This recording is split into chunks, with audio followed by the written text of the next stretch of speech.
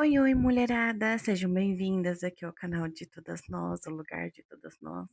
Eu sou a Mal. O episódio de hoje a gente vai falar um pouquinho sobre o conceito educação, uma coisa assim que tá faltando em algumas pessoas, mas que eu gostaria de ah, ah, falar sobre alguns pontos a respeito. Então, nossa, no vídeo dá pra ver que tem um hiperfoco em roxo, mas bora pro episódio de hoje. Então, gente, tem uns aspectos muito importantes que eu sei que muitas gerações de pais deixaram passar, mas a educação também vem dos pais, tá? Não é obrigação 100% da escola. A escola traz a parte mais didática, pedagógica, do que em si questão de comportamento e caráter, né? Isso a vida ensina, mas os pais também podem ensinar, tá joia? Então, assim, a educação escolar, como eu falei, é mais puxado para o lado pedagógico, didático, passar informação, né, conhecimento, para a pessoa realmente ter o conhecimento nessa parte pedagógica. Então, é o foco da educação. E a gente sabe que a educação da escola, hoje em dia, nas particulares, obviamente, funcionam, né?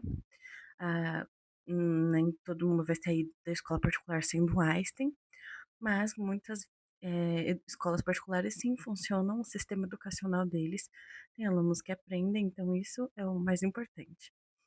Eu tive o privilégio de ser aluna até o colegial, né, o ensino médio completo, como aluna de escola particular. Eu nunca repeti, sempre acharam que eu ia repetir, não repeti. E tive muitos professores bons e uma professora horrorosa que eu nunca vou esquecer dela. Mas por que eu quero falar? Eu vou falar sobre ela porque se eu mencionei eu tenho que falar. E é importante porque provavelmente você que é mais velho já saiu da escola me entende e você que por acaso cai aqui de paraquedas é adolescente ou menor de idade também vai entender. É, né, conforme eu for explicando. Tem professores que são maravilhosos, eles conseguem moldar a didática deles, o plano de ensino deles, para alunos que têm dificuldades conseguirem acompanhar o desenvolvimento. Eu, na época da escola, era horrível em matemática, horrível, achava que era a pior coisa do mundo, era o fim do mundo. Eu tinha aulas particulares com um tio meu, que era professor de física, quando eu estava no ensino médio, o fundamental pro médio. Mas, quando eu tinha essas aulas com ele, eu tinha 14 anos. E era o ano que eu tava com essa professora maravilhosa. Foi inclusive o último ano que eu fiquei com essa professora maravilhosa, porque minha mãe casou, enfim, eu mudei de escola, mudei de cidade, e aí não tive mais o desprazer de estudar com essa professora.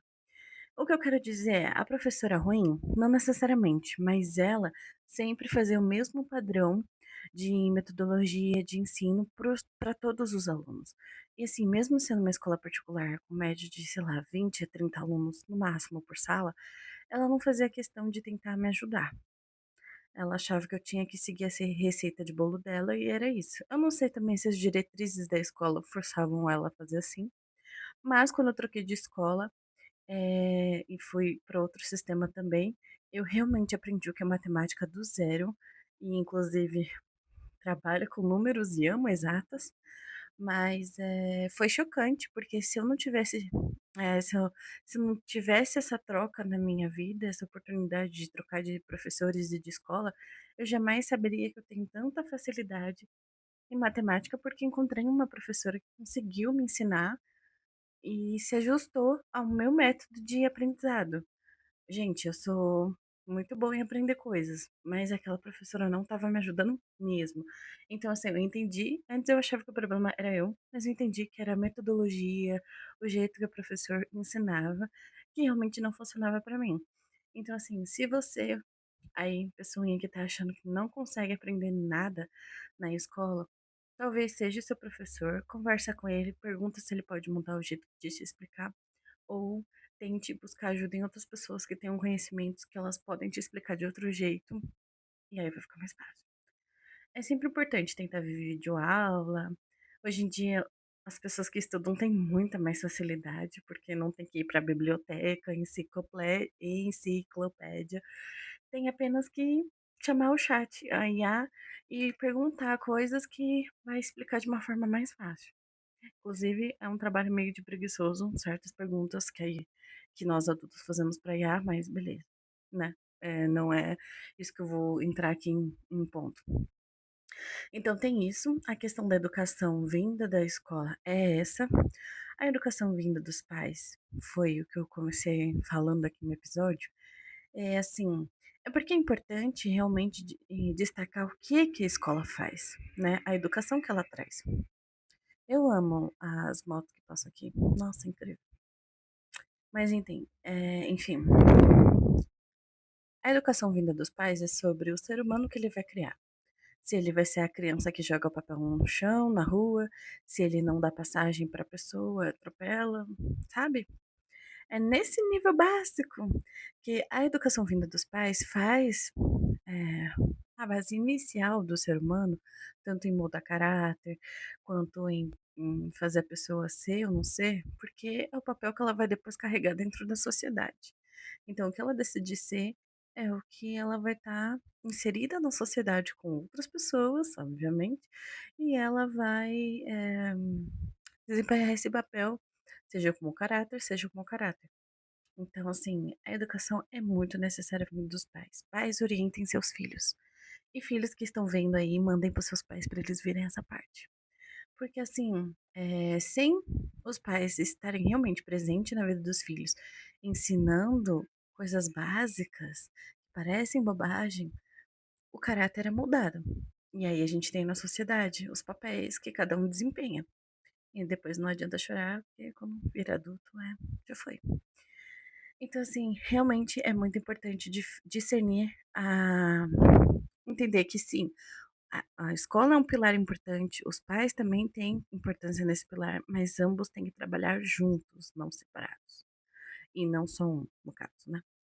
E tem a educação governamental, que é importante, né? Você conhecer as leis do seu país, as leis do seu estado, do município, ter conhecimento sobre o mínimo de legislação, código da CLT, código penal e código do consumidor. São as coisas básicas que você tem que ter conhecimento, um mínimo, né? Dar uma curiosidade, bater lá e ver, para você não ser prejudicado, para você não cometer algo que você não tem conhecimento e arcar com consequência ainda assim, sem ter o conhecimento que você está fazendo, e porque assim, educação nunca é demais.